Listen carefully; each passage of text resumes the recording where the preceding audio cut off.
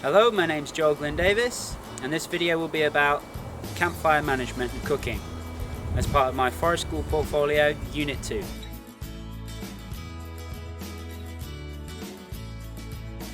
This is the entrance to the fire circle. You enter it and go round to the manning position for the fire.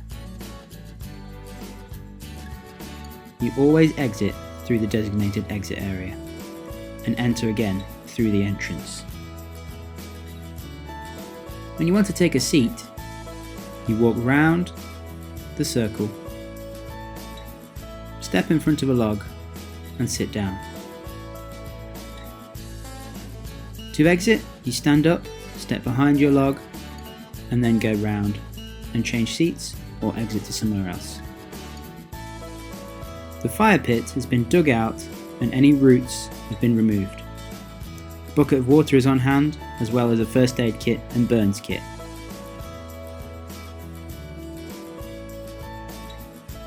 We'll be lighting the fire today using a ferrocerium rod and a variety of natural tinders. Tinders like birch bark and fat wood,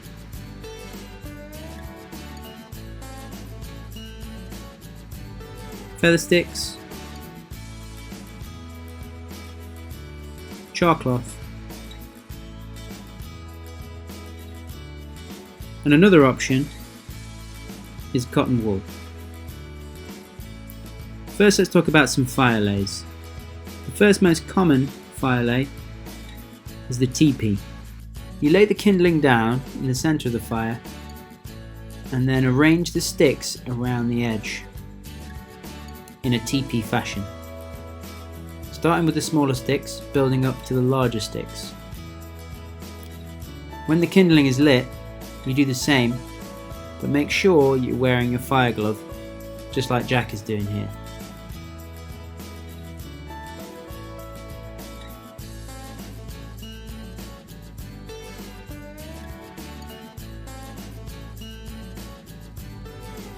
The next fire lay I'd like to talk about is the log cabin, or the waffle style.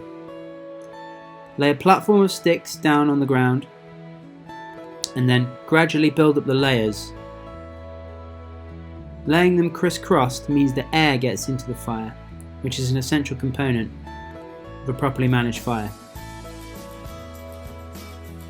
You can see here, Nick's got his log cabin style fire. He's put the kindling in the middle and then he can lay his sticks on top in a neat and orderly fashion.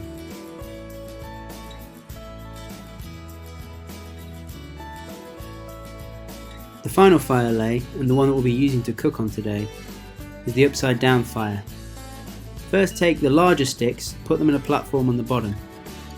Then a layer of kindling and then build up with smaller sticks.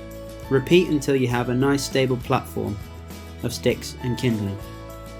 This will burn down and create a good bed of embers.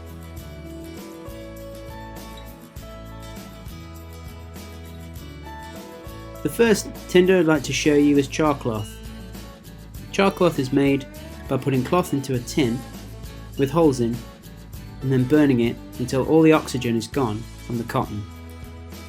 It takes a spark from a ferro rod very easily.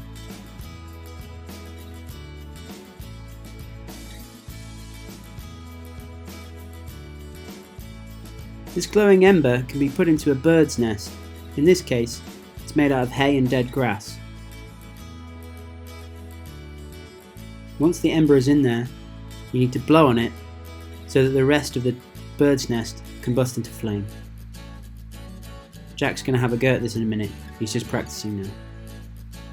In the centre of the bird's nest there is our fluffiest material, the material that will catch the heat of the coal the fastest. In this case, is thistle seed. Jack's going to place the char cloth on, add a spark to it, put his gloves on and then blow it into flame. Char cloth is great because it catches a spark very easily.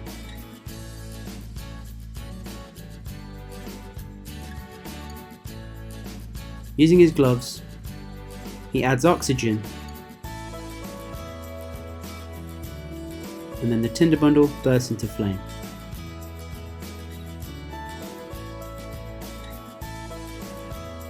The next tinder I'm going to talk about is birch bark.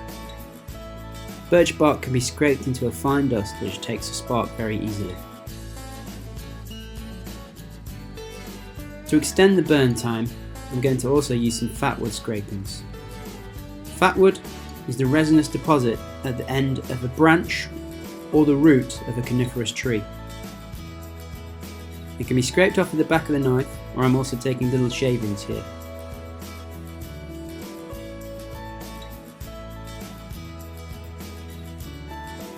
Once it's lit, add some more birch bark, always using your gloves, and then add some sticks. And then you've got your fire going. To get our actual fire lit today, I'm going to use feather sticks. Feather sticks are the thin, curled shavings of wood left on the stick. In this case I'm using ash, but I've found that willow and hazel works very well. Some woods work better than others. Once it's combusted to flame, I lay them on top of each other and then start adding my small pine and fir twigs. The wood we're burning today is ash, which burns very hot and very slowly, which is good for cooking. Other woods which burn well for cooking are oak and hawthorn. I always add twigs from the side using my gloves, never from over the top of the fire, never reaching my hand over the top. Around the edge of the fire we've got a perimeter of sycamore sticks, which prevent the fire from spreading. This is green wood and won't burn.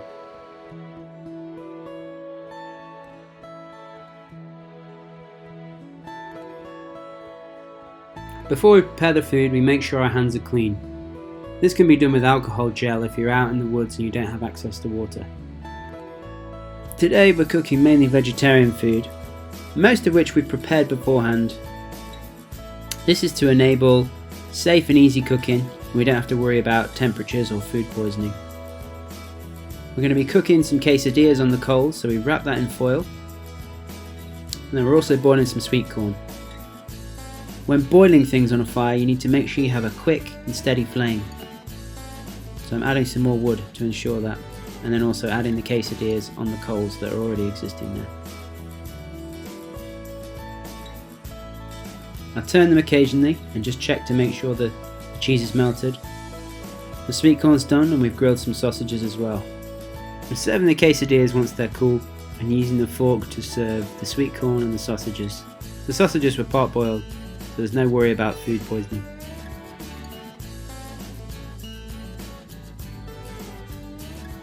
Taking the handy plastic bag from my rucksack, make sure we clean up all rubbish and we take the plates back to the place that they need to be washed. I remove the grill and Jack here is going to pour water onto the fire and stir it around a little bit to disperse the heat. He's going to keep pouring water on and stirring it around until we see no glowing embers. We want to see a nice black fire pit.